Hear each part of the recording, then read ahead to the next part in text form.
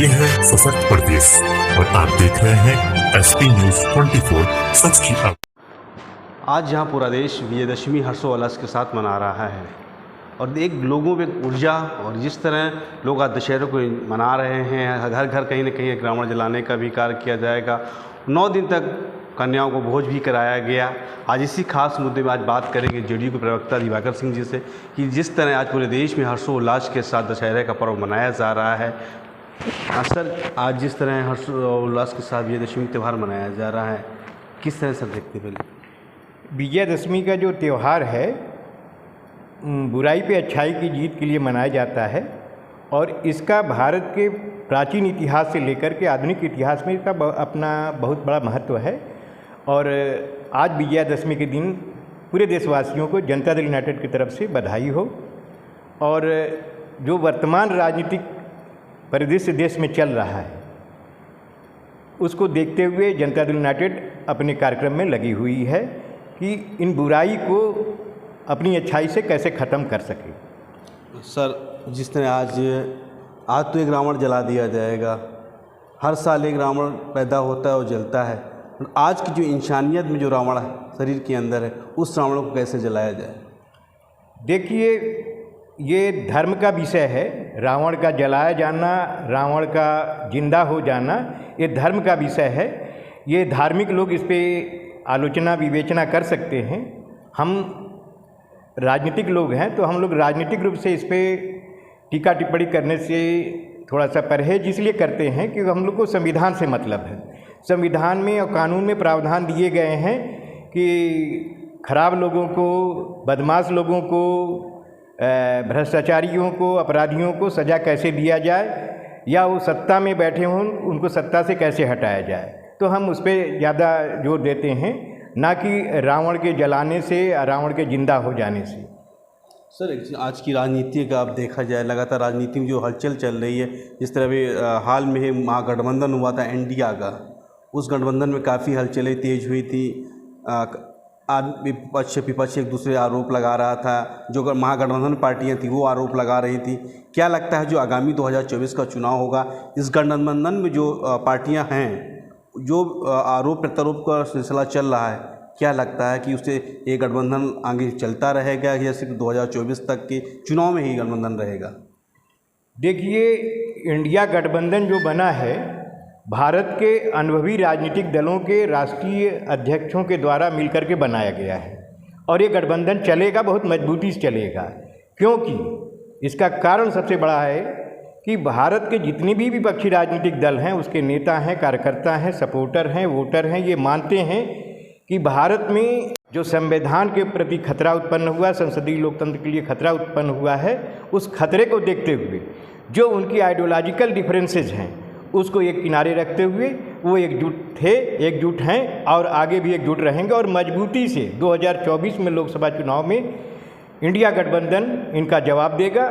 रही राजनीति में क्योंकि आइडियोलॉजिकल डिफरेंसेस हैं और एक बड़े ऑब्जेक्टिव के लिए एक साथ आए हैं, तो वो छोटे मोटे मतभेद होते रहते हैं और ये सुलझा लिए जाएंगे। ये पूरा यकीन है कि इंडिया गठबंधन में जो भी पार्टियां आई हैं उसके जो राष्ट्रीय स्तर के नेता हैं, राष्ट्रीय अध्यक्ष हैं, बड़े शीर्ष नेता हैं, वो बहुत अनुभवी हैं और राजनीति के समझदार लोग हैं जो इन चीज़ों को संभाल लेंगे। इसमें कोई इतनी बड़ी बाधा नहीं आएगी। और जिस तरीके से भाजपा और गोदी मीडिया के पत्रकार ये छोटे छोटे अवसरों को इतना बड़ा इशू बना दे रहे हैं कि इनमें उनको कुछ नज़र आ रहा है कि शायद वो गोदी मीडिया अपने आका के लिए कुछ काम बना जाएंगे, इसलिए अपनी भूमिका को तेज कर देते हैं। थोड़ी सी विवाद की बात होती है उसको इतना बढ़ा चढ़ा करके प्रस्तुत करते जैसे लगता है कि बहुत बड़ा मुद्दा बन गया, जबकि ये मुद्दा है ही नहीं। ये 2 राजनीतिक दलों के बीच में या 3 राजनीतिक दलों के बीच में सीटों को बंटवारे को लेकर के ये चीज़ें होती रहती हैं। ये भाजपा के कार्यालय में आप जाके देख लीजिए, सीट बंटवारे को लेकर के मध्य प्रदेश में, छत्तीसगढ़ में किस तरह से लत्तम जुत्ता चल रही है। तो अगर उसको भी हम आउट ऑफ प्रपोर्शन गोदी मीडिया बना के दिखाने लगे तो भाजपा की भी धज्जियाँ उड़ जाएंगी। इसमें ये कोई बड़ा मुद्दा नहीं है। ये गोदी मीडिया या कुछ ऐसे उनके हित को चाहने वाले पत्रकार इस मुद्दे को बड़ा मुद्दा बना रहे, जबकि मुद्दा बहुत छोटा है, सामान्य मुद्दा है। अगर सर बात की जाए, अगर आपने गोदी मीडिया की बात की, गोदी मीडिया के कुछ लोगों द्वारा भी, जैसे यादव समाज के लोग यहूदी के नाम से भी चैलेंज किया गया कि यहूदी लोग हैं, आपको क्या लगता है? बड़ी हंसी की बात आ रही है कि पत्रकार जो अपने को हिंदू कहता है, हिंदू का अस्तित्व वर्ण और जातियों से ही है। बिना वर्ण और जातियों के हिंदू का अस्तित्व कभी इस देश में रहा ही नहीं है। अब यहाँ पे यहूदी नाम की जाति कोई थी नहीं। अब यहूदी का जब ये नाम लिए हैं गोदी मीडिया के पत्रकार, तो ये याद दिलाना चाहते हैं कि जो एडॉल्फ हिटलर जर्मनी का एक तानाशाह बना था, पूरे विश्व के लिए खतरा था, एक काला धब्बा है पूरे विश्व के सभ्य समाज के लिए। हिटलर ने भी यहूदी को दुश्मन माना था और पूरे विश्व के लिए उसने ऐसा तानाशाही का तांडव किया था।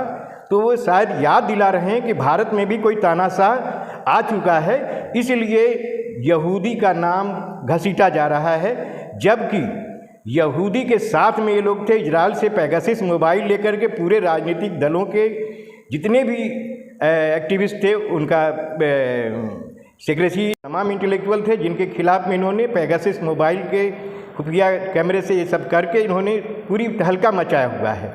तो ये इजराइल के साथ में इनके बहुत नज़दीक संबंध रहे, लेकिन आज जो इजराइल और फिलिस्तीन के बीच में विवाद चल रहा है, दो देशों का विवाद आज से नहीं, बहुत पहले से है, बहुत पुराने समय से चला आ रहा है। और उन विवाद में जिस तरीके से मानवीय संकट आया है पूरे देश के लिए, बहुत चिंता का विषय है।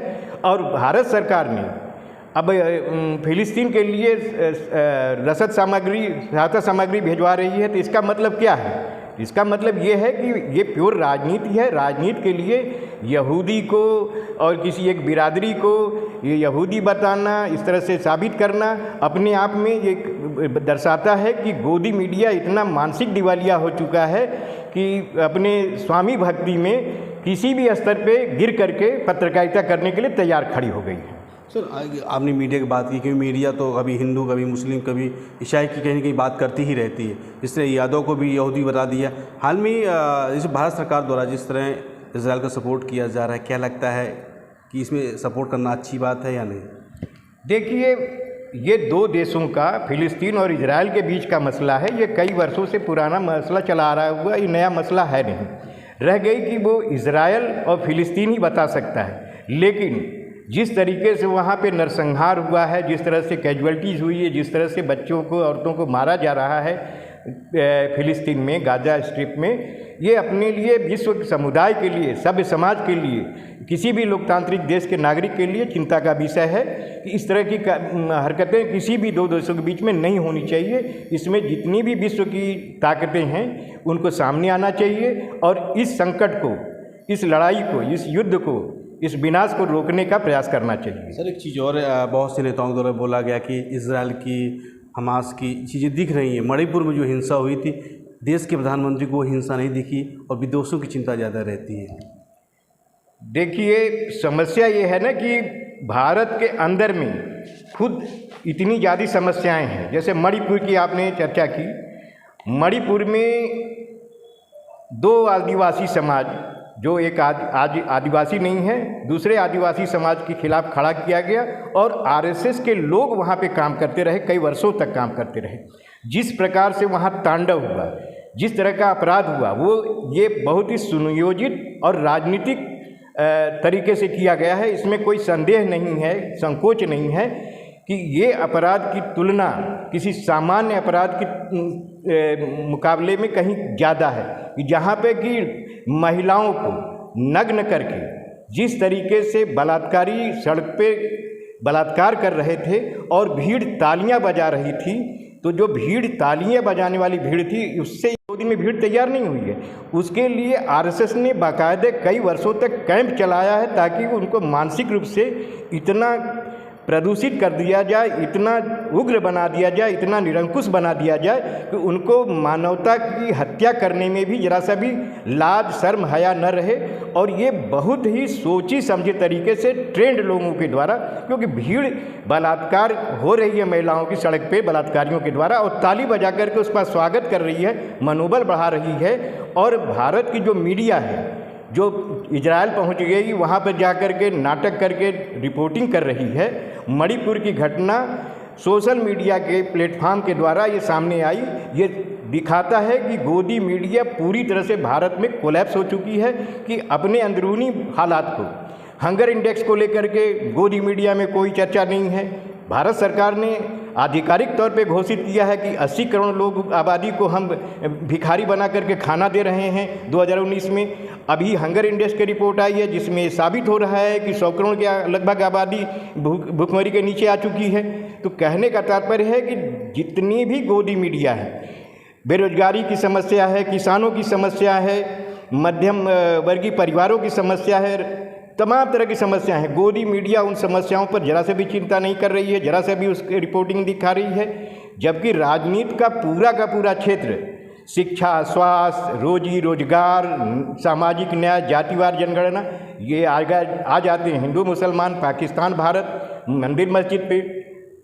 अब इनका कुछ भी एजेंडा नहीं है, तो अब लेकर के इजराइल और हमास के बीच में फंसे हुए हैं गोदी मीडिया कि पूरे भारत की जनता का ध्यान वहाँ पर हम अटका दें और यहाँ के जो हालात हैं, चाहे आर्थिक हालात हो, चाहे सामाजिक हालात हो, चाहे सांस्कृतिक हालात हो, चाहे धार्मिक हालात हो, उस पर कोई चर्चा विषय न हो कि आदमी यहाँ पर 2 जून की रोटी के लिए स्वाभिमान पूर्वक ज़िंदगी जीने के लिए सफ़र कर रहा है। यहाँ पर गोदी मीडिया कोई डाटा नहीं दे रहा है कि कितनी नौकरियाँ मिली, कितनी नौकरियाँ छीनी गई, किसानों की आय बढ़ी कि किसानों की आय घटी, मध्यम वर्ग की इनकम घटी कि बढ़ी, नोटबंदी के क्या असर हुए, जीएसटी के क्या असर हो रहे हैं, तमाम निजीकरण के क्या मामले हैं, अडानी अंबानी को कितने पैसे दिए गए, कितने कर्ज माफ़ी किए गए, कितने लोग पैसा लेकर के भाग गए, कहाँ काला धन है, इस पे कोई चर्चा नहीं हो रही है। राफेल में कितनी घोटाले हुए, क्या हुआ, इस पे जो मेन स्ट्रीम मीडिया हो, चाहे प्रिंट हो चाहे इलेक्ट्रॉनिक्स मीडिया हो, कुछ भी चर्चा करने से बच रही है। इसका मतलब वर्तमान सरकार को बचाने का भरपूर कोशिश कर रही है आज की गोदी मीडिया। कहीं न कहीं सर देखा जाए बहुत से लोगों ने अपनी जान गंवाई, उसके बाद 2000 नोटों को वापस ले लेना एक भी रणनीति कहीं न कहीं है। और अभी आगामी अभी जनवरी 2024 में राम मंदिर का भव्य शुभारंभ भी होने जा रहा है, आगे आगामी 2024 चुनाव भी है। तो कहीं न कहीं लगता है मीडिया क्या इन चीज़ों पर ही बरकरार रखी हुई है, सरकार कहीं कहीं मिली भगत से सारा काम चल रहा है। देखिए, जिस प्रकार से इन्होंने जो भारत के पब्लिक की आवाज़ है वो मेन स्ट्रीम मीडिया पे कब्जा करके उन्होंने कैप्चर कर रखा है और सब भ्रामक खबरें फैला रहे हैं, असली मुद्दों से ध्यान जनता का बांट दे रहे हैं। उसी प्रकार से सोशल मीडिया पर इन्होंने एक प्रकार से जैसे यूट्यूब के ऊपर आरोप लगाया है कांग्रेस प्रवक्ता ने अभी हाल फिलहाल में कि किस तरह से राहुल गांधी जी के स्पीच को यूट्यूब ने ब्लॉक किया था गलत तरीके से या अवैधानिक तरीके से। ये अपने आप में बहुत ही चिंता का विषय है। और जिस प्रकार से ये लोग धर्म पे लेकर चले जाते हैं, हमेशा हिंदू मुसलमान, मंदिर मस्जिद, गुरुद्वारा मंदिर, इसमें इतने सारे मसले लेकर के आ जाते हैं कि वो बार बार वहीं जाति धर्म पे ले आते हैं। हम कह रहे हैं कि जब हिंदू का अस्तित्व जाति के बगैर है नहीं, तो हिंदू की गणना अगर करनी है तो जाति की गणना करनी पड़ेगी, जातिवार गणना करा लें। हिंदू खतरे में है कि नहीं खतरे में, वो बाहर निकल आएगा। जैसे गणना बाहर आएगी जातिवार गणना, तो खतरे से बाहर निकल आएगा। सबसे बड़ा पॉइंट इनका ये है कि जो हिंदू खतरे में बता रहे हैं, जब तक जातियों की गणना नहीं होगी हिंदू का आंकड़ा मिलेगा ही नहीं इस देश को। सर, जिस तरह अभी आपने जाति जनगणना की बात की, अभी आपने बिहार में आपकी सरकार ने कहीं ना कहीं जाति जनगणना किया, वहाँ पे सारी चीज़ें समझ में आ गई। क्या लगता है कि देश की अन्य सरकारें क्यों नहीं जाति जनगणना कराना चाह रही? क्योंकि जाति जनगणना से ही कराना जरूरी है, आर्थिक जनगणना भी होना जरूरी है, ये दोनों को साथ लेकर करना जरूरी है। ऐसा है कि जातिगत जनगणना का जो मुद्दा है, जिसमें आर्थिक, सामाजिक, सांस्कृतिक ग्राउंड भी आते हैं, और जातिवार गणने का जो जुडिक्शन है वो राज्य सरकारों के पास में है। जातिगत जनगणना का जो क्षेत्राधिकार है वो केंद्र सरकार के पास में है। केंद्र सरकार ने कभी भी तमाम जजमेंट में सुप्रीम कोर्ट के, ऑनरेबल सुप्रीम कोर्ट के जजमेंट में आया है कि जो अदर बैकवर्ड क्लास है, अन्य पिछड़ा वर्ग है, जिसको 27% आरक्षण का प्रावधान भारतीय संविधान के द्वारा मिला गया है मंडल कमीशन के माध्यम से, उन 27% आबादी में से कौन से लोग सामाजिक और शैक्षणिक आधार पर पिछड़े हैं, उनकी गणना पूरे देश में होनी चाहिए। आज तक किसी भी केंद्र सरकार ने नहीं किया, भाजपा सरकार तो करने ही वाली नहीं है। जब तक सामाजिक और शैक्षणिक पिछड़ेपन का आधार नहीं मिलेगा, आप पता नहीं लगा सकते हैं कि कितनी ओबीसी की संख्या इस देश में है पिछड़ी। रह गई कि जातिवार गणना की जो रिपोर्ट बिहार सरकार ने जारी की, उससे ये मालूम हो गया कि जमात की राजनीति करने से आप देश की जो हुकूमत, एक आबादी जिससे नीतीश जी ताल्लुक़ रखते हैं, उसकी आबादी 3% से भी कम है, लेकिन नीतीश जी ने अपने न्याय के साथ विकास मॉडल को लागू करते हुए जिस प्रकार से बिहार में शासन किया है, वो अपने आप में दर्शाता है कि अगर हम जमात की राजनीति करना शुरू कर दें, सामाजिक न्याय की राजनीति शुरू कर दें, तो जाति और धर्म की राजनीति करने पर जिस पे तुली हुई है भाजपा, अपने आप ध्वस्त हो जाएगी। जातिवार जनगणना उसके लिए सशक्त हथियार है, उसका राजनीतिक इस्तेमाल सभी राजनीतिक दलों को करना चाहिए। और हमारे इंडिया गठबंधन के जो कांग्रेस पार्टी के नेता हैं, शीर्ष नेता राहुल गांधी जी ने इस बात को दोहराया है कि जातिवार गणना राज्यों में होगी और जाति जनगणना आगामी सरकार द्वारा होगी इस देश में। सर, आज पुणे से आज विजयदशमी पर अपनी पार्टी की तरफ से क्या संदेश देना चाहेंगे, किस तरह? जिस तरह से विजयादशमी का त्यौहार बुराई पे विजय होने का एक आदेश है, निर्देश है, संकेत है, उसी के रूप में मनाया जाता है, तो जनता दल यूनाइटेड परिवार, जनता दल यूनाइटेड की तरफ से हम भारत के नागरिकों से ये अपील करते हैं कि आप अपनी राजनीतिक चेतना जागृत करिए और 2024 के लोकसभा चुनाव में इस बुराई को, जो भारत सरकार की गद्दी पे बैठी हुई है, उसको हटाइए और देश को संवैधानिक और संसदीय लोकतंत्र की तरफ ले आइए। धन्यवाद।